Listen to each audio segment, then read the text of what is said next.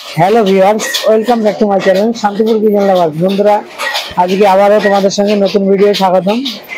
সবাই কেমন আছে এবং সবার কবুতরের অবস্থা কেমন অবশ্যই কমেন্ট করে জানাবেন। এখন শীতে মূলত কবুতর ঠান্ডা জ্বরে এবং ভাইরাসের কারণে অনেক দাদাভাইয়ের কবুতর অনেক রকমই মারা যাচ্ছে। আমার কাছে মূলত কম বেশি কল আসে যে কবুতরের এরকম নানা রকম সমস্যা হচ্ছে। যাই হোক, আজকে একটা যে ভিডিওটা করবো সেই ভিডিও বেসিক্যালি কবুতরের ডিম থেকে বাচ্চা উঠতে পারছে না, কিংবা দেখা যাচ্ছে কবুতর ডিম ফোটাচ্ছে সেই ডিম থেকে আর বাচ্চা বার হতে পারছে না, এরকম মূলত হলে কি করবেন এবং কিভাবে বাচ্চাটা ডিম থেকে বার করবেন সেটাই আজকে তোমাদেরকে দেখাবো। একদম প্রসেস আমি যেভাবে বার করি সেটাই তোমাদের বোঝাবো যে এইভাবে করলে কবুতরের বাচ্চারা সুস্থ এবং স্বাভাবিকভাবে ডিম থেকে বার হবে। সেরকমই ভিডিও আজকে আমার একটা কবুতর দেখলাম তারাই আছে, কিন্তু ডিম ফুটিয়েছে, বাচ্চাটা ফোটেনি। কালকে সন্ধ্যার দিকে ডিমটা ফুটিয়েছিল, কিন্তু আজকে সকালে দেখলাম 10-11টার দিকে ফোটায়নি। তা মূলত ডিমটা যখন ফোটাবে, যদি 18 থেকে 20 ঘন্টার মধ্যে ডিম ফোটানোর 18 থেকে 20 ঘন্টার মধ্যে না ফোটে, তাহলে এইভাবেই কবুতরের বাচ্চারা ডিমটা একটু ছাড়িয়ে দেবেন, তাহলেই বাচ্চাটা পুরো স্বাভাবিকভাবে। চলুন দেখানো যাক। আমি আজকে আমার এই ঘরে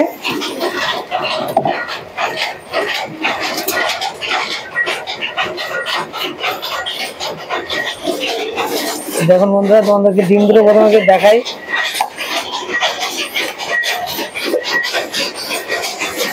এই দেখুন, এই ডিমটা কালকে ফুটিয়েছিল, কালকে, কিন্তু এখনো বাচ্চাটা উঠতে পারেনি। আর এটা আজকে সকালে ফুটিয়েছে। এই ডিমটা থেকে কিভাবে বাচ্চাটা বার করে প্রথমে দেখে নেবো, তারপরে তোমাদেরকে দেখাই। এটাতে কালকে সকালে বাচ্চা উঠে যাবে।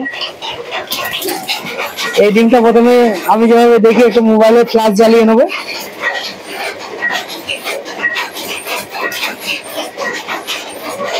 এইভাবে করলে কোনো বাচ্চা কোনো রকম অসুবিধা হয় না। আমি দেখে নিচ্ছি, দেখুন ওর পুরোপুরি সব রক্ত চলে গেছে কিনা সেটা দেখতে পাচ্ছেন। সেরকম একটু অন্ধকার নিয়ে যায়, নাহলে বুঝতে পারবেন না। এদিকে আসো, এই যে ডিমটা দেখো, আলো দিয়ে বোঝা যাচ্ছে। দেখুন, এই ডিমটা ফুটিয়েছে।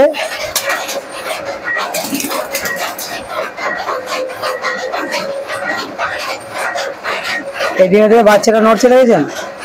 ওর ভিতরে বাচ্চারা কিভাবে ছাড়াতে হবে সেটা তখন দেখাবো। সব প্রথমে ডিমটা একটা এইরকম ধরনের একটা পাখনা নেবেন, যাতে পাখনার মাথাটা খুব সরু বছর হয়, যে কবুতরের ডিমটা ঠিক এইভাবে ছাড়াবেন। এটা জম করে রাখা।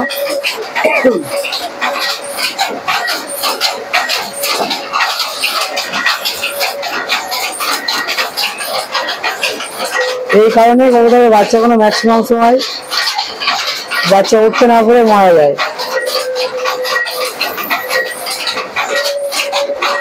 ঠিক আছে, এর পর্দা কত শক্ত হয়ে গেছে, তার জন্য করতে পারিনি। এরকম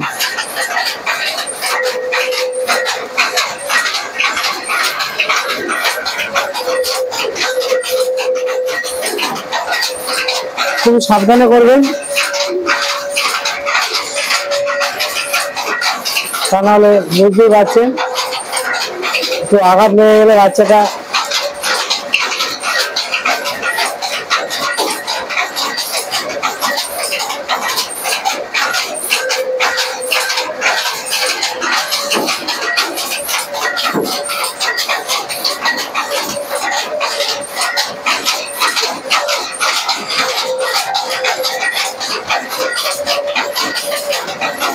দেখতে পাচ্ছেন।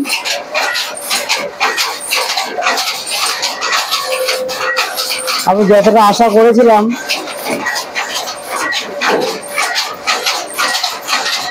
যে বাচ্চা এখনো পরিপূর্ণভাবে যেভাবে আশা করেছিলাম সেভাবে হয়নি।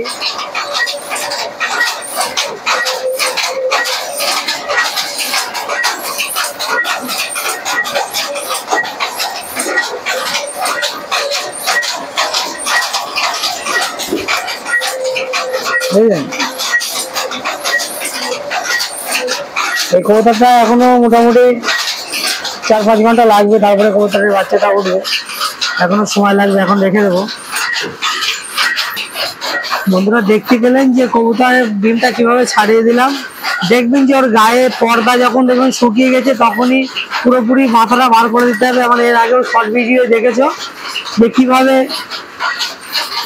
কবুতরের মাথাটা বার করে দেবেন, সেটাই তোমাদেরকে দেখাবো। বন্ধুরা শর্ট ভিডিও আছে, সেই ভিডিও এখানে একটু দিয়ে দেবো, যে এইভাবে বার করবেন।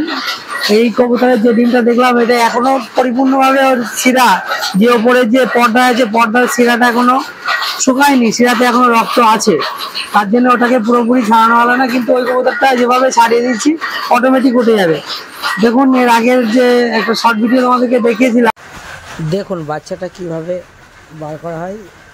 এটা একটা শর্ট ভিডিও, সেখানে ভিডিওটা জুড়ে দিলাম তোমাদের দেখানোর উদ্দেশ্যে। দেখুন এইভাবে বাচ্চাটা আপনারা বার করবেন, তাহলে একদম সুস্থ স্বাভাবিক বাচ্চা বার করতে পারবেন। দেখছেন এই বাচ্চাটা বার করা হয়ে গেল। চলুন তারপরে এই বাচ্চাটা তোমাদেরকে দেখাবো। তারই একটা বাচ্চা তোমাদেরকে দেখাই।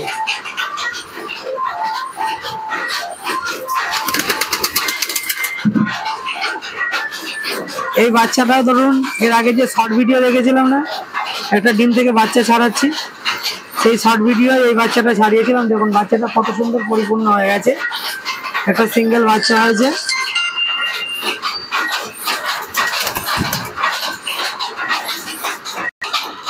বন্ধুরা দেখতেই পেলেন যে এইভাবে কবুতরের বাচ্চা ছাড়ালে সম্পূর্ণভাবে তোমরা কবুতরগুলোকে সুস্থ এবং স্বাভাবিকভাবে বাচ্চাগুলো পেয়ে যাবেন। এটা খেয়াল রাখতে হবে যে কবুতরের ডিমটা ফোটার অন্তত 18-20 ঘন্টা পরে এই জিনিসটা করতে পারবেন। আর সবসময় মাথায় রাখবেন যে আমি যেভাবে মোবাইলে ফ্ল্যাশ জ্বালিয়ে করলাম, এটাই মাথায় রেখে কাজ করবেন। বন্ধুরা ভিডিওটা আর বড় করবো না, আবার নেক্সট ভিডিও তোমাদের সঙ্গে দেখা হবে। সবাই ভালো থাকবেন, এই বলে আজকে ভিডিও শেষ করলাম।